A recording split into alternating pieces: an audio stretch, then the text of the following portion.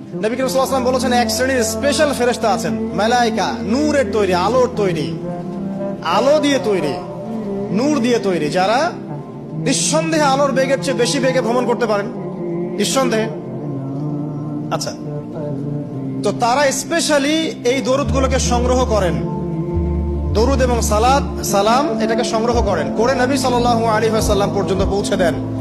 এরপর আল্লাহ রাব্বুল আলামিন, আল্লাহ সুবহানাহু ওয়া তাআলার ইচ্ছায় নবী করিম সাল্লাল্লাহু আলাইহি ওয়াসাল্লাম এর জবাব দিয়ে থাকেন। একটু চিন্তা করেন যে আপনি মনে করেন আল্লাহ রাসূল সাল্লাল্লাহু আলাইহি ওয়াসাল্লামের দরজায় দাঁড়িয়েছেন, কথার কথা মনে করেন যে তিনি জীবিত আছেন, কথার কথা আপনি তার বাড়ি চেনেন, তার বাসায় গেলেন, গিয়ে নক করলেন, গিয়ে নক করে বললেন আসসালামু আলাইকুম। এবার নবী সাল্লাল্লাহু আলাইহি ওয়াসাল্লাম ভিতর থেকে আপনাকে বললেন, কথার কথা ধরে নেন যে ওয়া আলাইকাস সালাম। এর অর্থ কি? ওয়া আলাইকাস সালাম অর্থ কি? আপনার উপরেও শান্তি বর্ষিত হোক। আচ্ছা, আবার মনে করেন আপনি বাসার ভিতরে আছেন, আপনার বাসায় নবীজি এসেছেন সাল্লাল্লাহু আলাইহি ওয়াসাল্লাম, কথার কথা।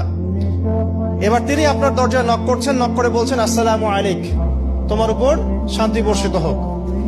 তো নবী সাল্লাল্লাহু আলাইহি ওয়াসাল্লামের এই যে দোয়া, তোমার উপরে শান্তি বর্ষিত হোক, এটা যে যত বেশি পাবে তার জীবনটা তত সুন্দর হবে না? অতএব যে ব্যক্তি যত বেশি দরুদ পাঠ করবে, যত বেশি সালাত প্রদান করবে নবী সাল্লাল্লাহু আলাইহি ওয়াসাল্লামকে, ইনশাআল্লাহ তাআলা সে সচ্ছল হবে, টেনশন ফ্রি থাকবে, সুখে শান্তিতে পৃথিবীতে বসবাস করবে ইনশাআল্লাহ। আর সুখ বলতে আমি শুধুমাত্র চাকচিক্য বোঝাচ্ছি না, বাড়ি গাড়ি স্ট্যাটাস বোঝাচ্ছি না।